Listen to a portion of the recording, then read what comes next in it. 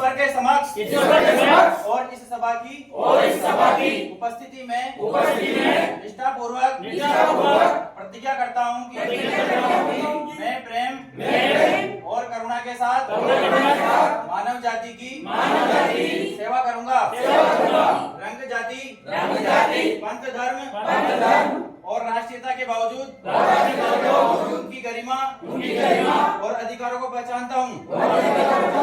मैं सभी स्थिति में और व्यक्तिगत देखभाल के सदस्य के रूप में समग्र देखभाल के सभी पहलुओं में व्यक्तिगत, परिवार और समुदाय के लिए नर्सिंग देखभाल के मानक को बनाए रखने के लिए ज्ञान और कौशल को बनाए रखने का प्रयास करूंगा।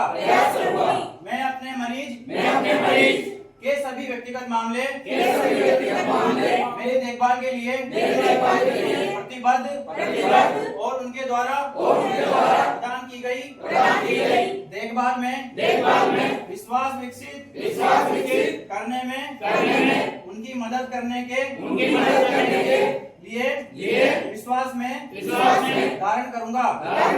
मैं किसी भी गतिविधि से बचना चाहूंगा। वो एक नर्स के रूप में मैं मेरी व्यक्तिगत और पेशे की गरिमा को नुकसान पहुंचाएगी।